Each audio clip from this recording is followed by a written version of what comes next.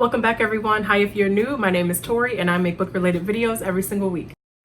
So I have been reading some pretty great books recently. I would go so far as to say I've been reading some excellent books recently and I just need somebody to share them with. So that's basically what this video is. So the first book that I kicked off the month of September with was a novella, and that is The Undefeated by Una McCormick.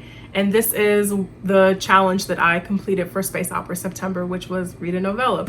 And okay, let me tell you. So when I finished this book, I thought it was okay. I didn't love it, but I also didn't really hate it either. It was just a solid 3-star book in my opinion. But as the month has gone on, I am still thinking about this book. It is still staying with me, and clearly it's had a much deeper impact on me than I initially gave it credit for. We are following this woman who is in her 60s and she has made a career as a journalist exposing corruption on different planets throughout the galaxy. And in her older age, she decides to return to her home planet for the first time since she was a child. When she gets there, the tone of the book just overall is very reflective, very nostalgic, and she is reflecting on the time that she spent on her home planet as a child, but also she's thinking about her father a lot and this uprising that started from one of the lower classes on this planet. The book is just very quiet. The novella rather is very quiet, and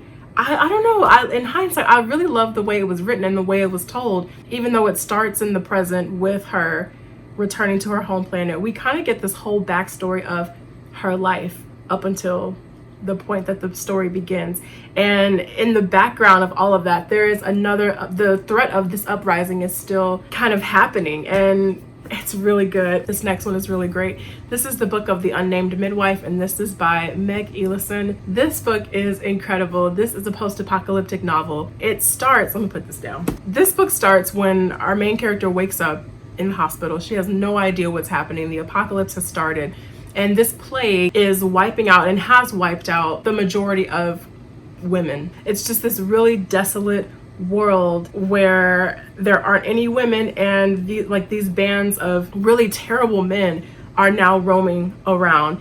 And so our main character, she is just really trying to survive in this really dangerous world. In many post-apocalyptic books, I tend to notice the author shying away from really horrific things. It's either implied or it's just completely glossed over altogether, or it's just not touched on at all. But I love this book. This may sound so crazy, but I love this book because it is so dark. It is really hard to read. It is really gritty. It just really made me root for this character that much harder. It's just such a bleak, dark, and atmospheric book.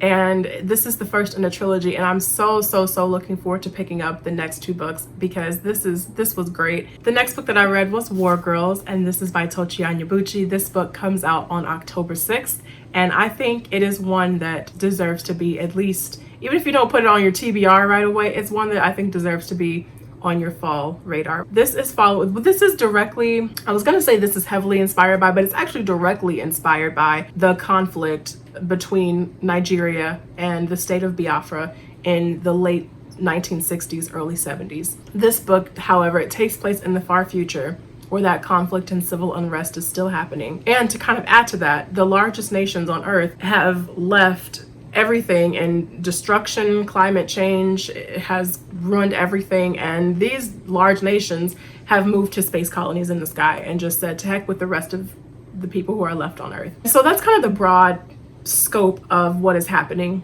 in the background of this novel. But at the heart of this book, we are following 2 sisters. Onyi, she was a child soldier. She's much older now, but she was raised as a child soldier to fight in this conflict. And she's just very hardened. She's really experienced on the battlefield and just really driven by what she thinks is right and her desire to see Biafra become a free state. And then on the other side, we have Ify, who's a lot quieter. She's extremely intelligent. This book is told in both of these sisters' perspectives, and we are following them through this years-long conflict. It is really heartbreaking in a lot of places, really tense in a lot of places. I just think all around, as a whole, this is a great book. The strongest things that I think War Girls has going for it are these 2 main characters. Onyi and Ify are incredibly written, and I think that is what this book has, an extremely slow middle to it, but I think your investment in these characters early on Tochi Onyebuchi does such a great job establishing character and establishing your love for them in the first couple of chapters, where you feel like you want to slog through the middle of this book to see if there is going to be resolution and what that is. One of the problems that I actually had with this book, aside from a lot of the secondary characters I felt like didn't really do anything, they were just really forgettable, but aside from that, this book I think struggled a lot with world building in the beginning. I would say maybe even in the first 70 pages, it was really hard to get that framework of the world established. It was really struggling in the beginning to find its footing. But when we finally hit it, we hit it, and it was really, really good.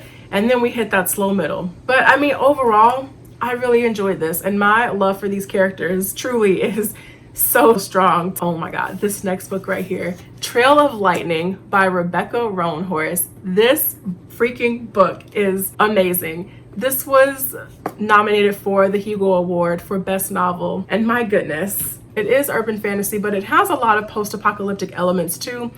Again, climate change, this is a theme that keeps cropping up, has put most of the world, most of the country underwater. We are following this main character, Maggie, who is a monster. She's Native American and she's a monster hunter. The book really kicks off when Maggie has to go out and find this girl who has been missing.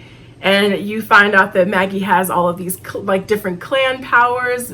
Actually, it's only 2 of them. It's not like a bunch, but you know, she has these clan powers that really fuel her skills for being a monster hunter. But she's also a really tragic character too, because she just has such a crazy backstory. You find out that the man or the god, whatever he is, who trained her just completely abandoned her for unknown reasons. That emptiness that he left is still very much with her. Well, I love how Native American culture and myths and the language is so smoothly incorporated. There are a lot of things that I couldn't pronounce, but Rebecca Roanhorse just does an amazing job dropping you into the story and building it around you. Oh my God, Maggie is such an amazing character. She's one of the best characters I think I've read this year. I'm so looking forward to finishing the second book. I'm actually in the middle of book 2.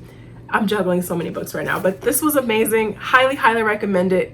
Easy 5 out of 5 stars. Okay, this next book that I read, I finished August with this, and this is An Unkindness of Ghost by River Solomon. This book is set on this spaceship called the Matilda, and the Matilda is modeled after the antebellum South, and it's said to ferry people to this place known as the Promised Land. It's been doing this for generations. And so our main character, Aster, she is part of the slave class on this ship, and she's really into medicine. She's great at healing people and wounds, and she's extremely quiet, a little socially awkward, but she's so unafraid to be defiant in her actions when she is defending herself or the people that she cares about. The book really gets its momentum from the fact that leadership on the Matilda is beginning to change. And this change is obviously not good for anybody.